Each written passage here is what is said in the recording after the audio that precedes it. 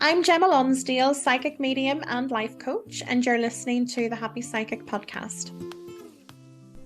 Welcome to this week's episode of the Happy Psychic Podcast. I am your host, your guiding light, Gemma Lonsdale, and I am absolutely over the moon that you're here today. There was a recent survey done, and this dates back to 2019, so not really that long ago, and it actually stated that only 15% of employees were satisfied with their work. And I'll be honest, I wasn't really that shocked with that. So that really would be suggesting that 85% of people have some form of dissatisfaction with their working life. Now, that doesn't mean that you're getting up every day and hating work and never wanting to go back, and this is, the biggest burden of your life. But if only 15% are engaged and are experiencing some form of satisfaction, then 85% really need to make a big change with their lives. And I can't help but wonder how many of that 85% are actually listening to this podcast today. We have this mindset, I think, within society that work is a requirement. It's not something that we have to enjoy, it's just something that we have to do. And there are many different obstacles and barriers whenever it comes to actually following something that we're passionate about and following what we really desire. We have societal expectations, we have certain family expectations, depending on the background that you come from, various different responsibilities that we might have with children, a mortgage, and things like that. So there are different things that would put barriers there. But it's really quite fascinating whenever we look back to whenever we were young and how all of these different things have shaped our mind and shaped our belief system and told us that actually work is something that we have to do. We have to do certain things. You must do this. We expect you to do that. And all of a sudden you find yourself in a position where you're 85% of people who are dissatisfied with your job. And it definitely does not have to be like that. Recently, I had a class, it was just on Sunday evening. I'm recording this on Tuesday, so it was just 2 days ago. It was very, very fresh in my mind. I have a mentor group for people who are really eager to develop their mediumship ability. And we look at different aspects of mediumship. There are so many different things that we can do with mediumship. It's not all about connecting to your loved one that has passed, although that is a very, very powerful thing and brings a lot of healing.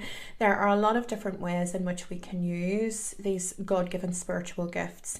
And one of them is with psychic archaeology, and this would involve going back to archaeological sites and exploring them in more detail. What other things haven't been uncovered yet? What else can we learn about that time?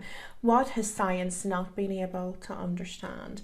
What gaps are there in the information? What sort of lives did they really lead? And actually on Sunday evening, as part of this class, that's exactly what we were doing. We were focusing on psychic archaeology, and we went back to the time of ancient Egypt, to the time whenever the pyramids were actually being built. And how it usually works in these situations, whenever we're doing evidential, what I refer to as evidential mediumship, where we're bringing, grandma through who wants to, confirm to you that she still exists, and she's bringing all of these different things that only you would know. It's very, very different when we're working in the way that we're connecting to people that we don't actually know, for the simple fact that how do we clarify it, and there's so much evidence that's already there. Did I hear it before? Did I, is it something that's been there that I've learned over the years and I've forgotten? How do we validate that actually we're connected to these people? And really the best way to do that within a group setting is to set your intentions. We're going to connect to somebody from that time. We're going to ask the spirit person to come forward and support us. We're going to work with them independently. So we work individually. However, here are a set list of questions that we're going to ask this person. And we go off and we sit and we connect in and we write down our answers. We meditate, we, deep breathing, and, we connect in with this energy. And depending on how we receive our gifts, we might have somebody telling us stuff. We might have somebody putting energy onto us. We might get a clear knowing of something. We might, see the visions. We might be working with all of this. And it starts to give us a really good sense of what sort of life that person lived and the society that they came from. One of the questions was around what was life like for them back then? What could they share with us? And they were sharing things like their work life. They were showing us a sense of community, how they ate, how they lived off the land. They talked about compassion. They talked about work-life balance. They talked about working with a sense of purpose. They also talked about not overworking when they compared it to today, what we have. They talked about the fact that they didn't work too hard. They worked, but a lot of their time was spent on pleasure seeking, having fun, connecting in with those around them, other villagers, other people that were around them. You know, they had this sense of community. If somebody was poor, if somebody was starving, they helped them, they gave them food. Everybody worked together. Whenever they farmed the land as a group. It wasn't just one individual farmer that maybe employed one or two people. They did it collectively. And that was really the big thing that was missing from today. You know, the compassion and everything that we feel, and this sense of togetherness. But one of the big things for me was whenever I was seeing them building the pyramids, I seen people smiling from ear to ear. People were happy. People worked hard, but they didn't overwork. People had a sense of purpose whenever they were building, but it wasn't their obsession, it wasn't their constant. They weren't doing 40, 50, 60, 70 hour weeks. And whenever we asked them, because, you know, keep in mind, this is all collective. This isn't just coming from me. This was the findings of the group. We all had similar findings. There was this common thread that run through all of the information. When we asked them what advice they would give us for moving forward and what they would change, they said we work too hard. We don't spend enough time enjoying ourselves. We don't have enough compassion. We shut the horrors of the world outside our door. We close the curtains. That's not my issue. That's not my problem. They had passion. That was such an amazing finding to have. They worked with a sense of purpose. They followed their hearts. They did things that they really enjoyed, and they spent a lot of time on pleasure pursuits. You know, this life is to be enjoyed. It's not to be endured. That was the big message that actually came through. You know, we're not supposed to be working as much as what we do. You know, there's no success really when we think of working ourselves into an early grave or working ourselves into unhappiness with the 50, 60, 70 hour week or however much you want to work. You know, yes, we do have to work. We have to contribute to society in some shape or form, but there's no reward for being stressed out and anxious unless you want to classify hospitalisation and anti-anxiety and, you know, a depression medication as being your reward and being mentally ill. But how do we actually get to that point where we're passionate about our work? And that is the big challenge for people.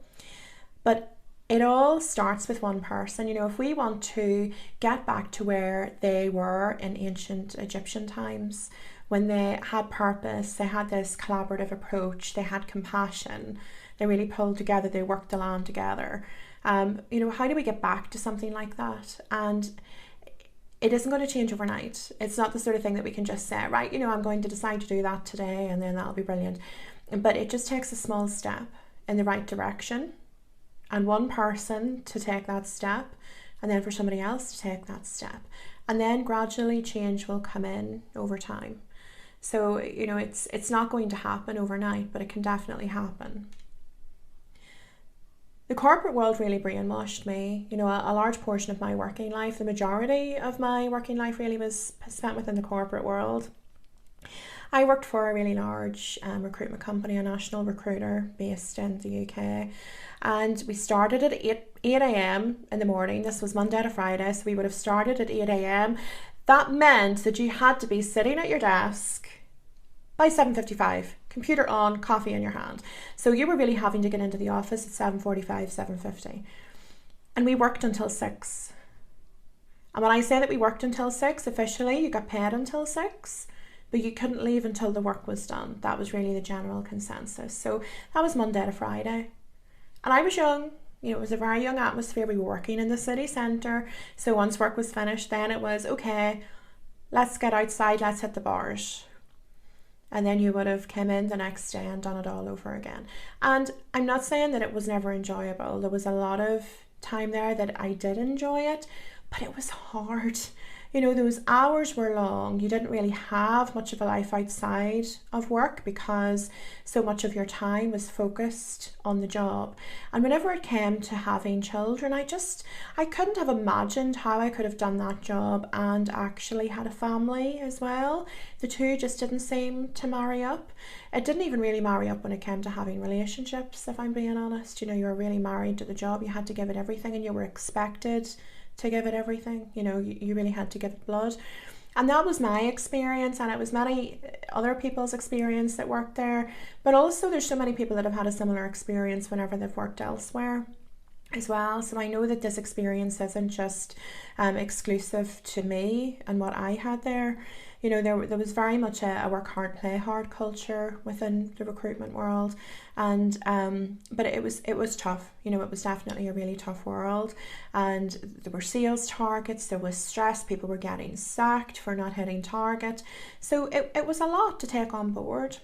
So eventually I left, after quite a long period of time, I might add, but I left. I went to work for another organisation doing something similar, and you know what, I was very institutionalised. I actually went on to start up my own recruitment company, really based on the model where I had worked previously, and it was almost like being brainwashed. It really was like being brainwashed, where I expected that of myself. I had this awful guilt that would wash over me if I wasn't at my desk constantly working. Even when I didn't feel like it, even when I wasn't being productive, I still felt the need to sit there. I still, I need to do my 8 to 6 or my 9 to 5, whatever it might be. So there was this expectation that I was simply present, and that if I was present, then that was enough. But I also expected that from the people that I employed as well. So from my team, it was a raised eyebrow. Oh, it's 5 o'clock and you're going home. Well, I only get paid until 5, but you're going home. You might only get paid until 5, but have you finished? There's more surely that has to be done. Surely you can do more, make more profit, make more calls. Because that was the background that I was from. So I had come from this toxic background, and then all of a sudden I too was toxic. And I was spreading this toxicity around the people and around the environment that I worked in. And it was miserable, and I really run myself into the ground. I really had lost my passion for the recruitment world, and bit by bit we were downsizing, and the day that I left, the day that I let my last member of staff go, was a very sad day, but I knew that I was finished. I knew that I really had to move forward onto something different. So I went to work in the tech world, actually. I went to work for a SaaS company. And it was very, very different. I had come from this corporate culture where you were suited and booted every day. There was none of this relaxed work environment that you get within the tech industry. So if anybody works in the tech industry or knows anybody that works in the tech industry, you will know what I mean. It's very, chilled out clothing, very casual, very relaxed. The organisation that I worked for, we didn't actually have any set working hours. We had a contract of employment that required us to do our job. But outside of that, it didn't matter how many hours it took for you to do the job. You didn't have to be at your desk 9 to 5. You worked from home. You had a nice fancy MacBook. You had a company credit card with no expectation on what you spent on that credit card, because you were trusted. And this was such a foreign concept for me. So I went from this very, very restricted environment to all of a sudden being in this place where I had complete freedom. But I still couldn't get out of that mindset of, but I need to be there. I need to be at my desk all the time. I need to be available. I need to be proving that I'm doing the work. I need to be present. It really all came back to that. I need to be present. But eventually I lost my passion. I thought, well, you know, I'll go to another tech company. So I changed job. And it started off great, you know, something new and interesting, a new platform to learn about a new industry, a new sector. It was exciting learning about the technology. And I thought, okay, well, you know, this is good. This gives me like a new chance, a fresh start. And I did the job. And eventually, within the year, I might add, my passion faded. That really uncomfortable feeling started to come up to the surface again, that I just wasn't happy. This wasn't giving me the sense of purpose that it once did. I wasn't feeling passionate anymore about the thrill of the chase. I was in new business sales, so if anybody is from a sales background, you will know there's just that hunter mentality of bringing in more business. It's, you know, it's a driver for success in hitting that target. But I just really lost it. So whenever my team and those around me were shouting about, yes, we've got a new customer, a new contract, I wasn't interested. I didn't have the same interest in it as what I once did. And I then changed and I went to another tech company. And then I started to realise the pattern as I kept changing company, and I kept realising I'm not passionate about this. This isn't floating my boat anymore. And that was whenever I really started to wake up.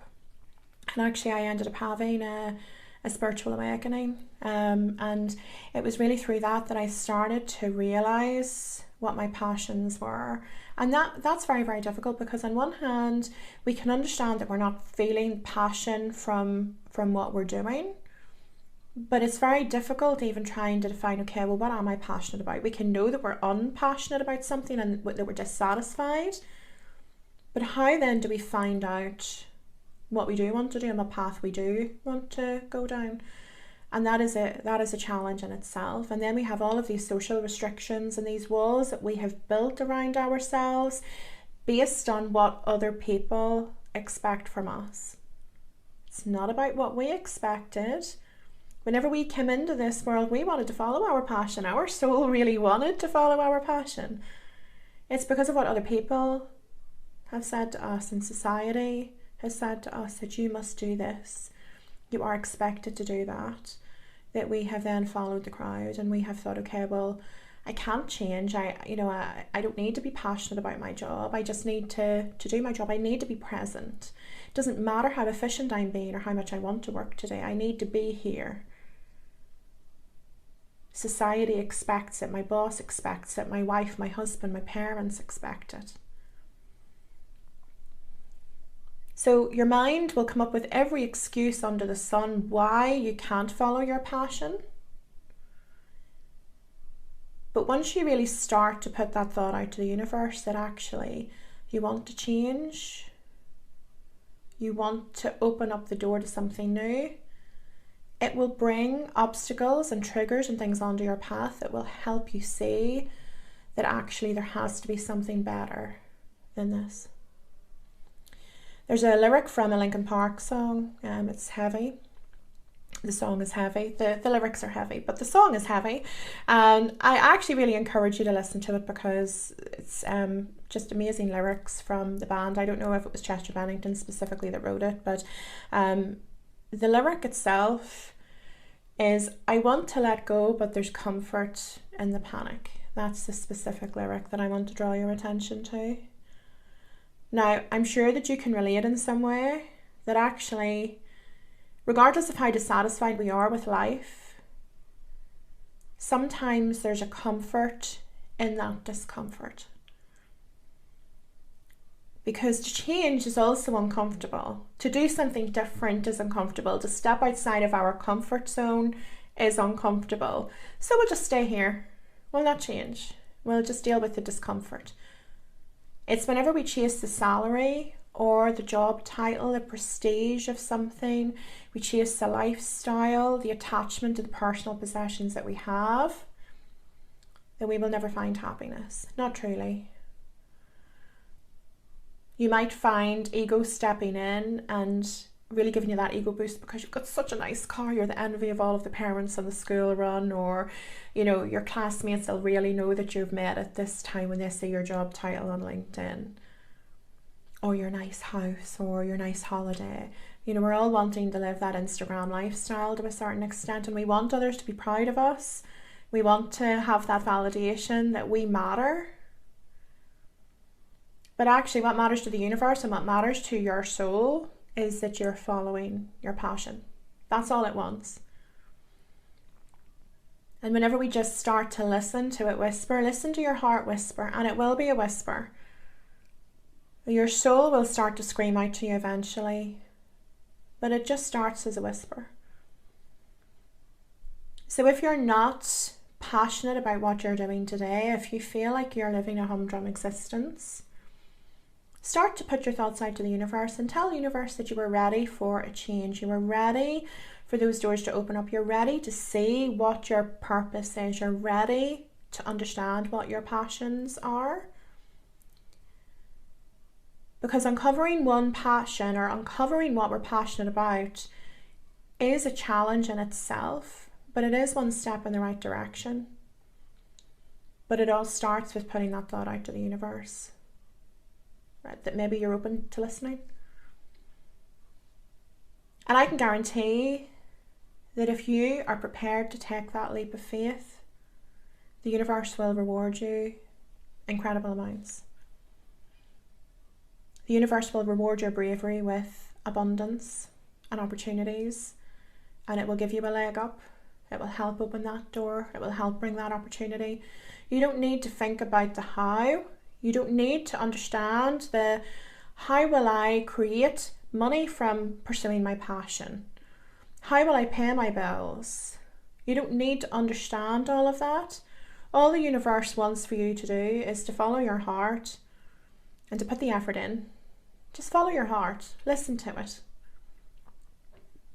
Whenever you start to focus your energy on what you want to grow and what your passions are, it will naturally grow and flourish. It might not happen immediately, but it will grow and flourish. So the universe will definitely reward you. I can guarantee that. From personal experience, I have seen it in me, but I've also seen it in the people that I've worked with. I've seen it in others. I see it happen. It's like a miracle that happens every day. All the universe is asking for you to do is to take that leap of faith. Trust it. And to trust in the universe means to trust in yourself. Whenever we have the belief that we can, everybody else believes in it. Whenever we have the belief that we can't, whenever we're telling ourselves we can't do that, the universe will be in agreement as well. So will probably your colleagues, your family, everybody else around you. But once you really start to believe that it's possible and believe that you can, nothing else matters. I really hope that you've enjoyed the podcast. And I hope that it's given you some inspiration to follow your passion and to figure out what is your purpose in life and how you can make that happen. What is the first step that you need to take? What are those barriers that you need to break down in order to have you living a life of purpose and being fulfilled in your job day to day?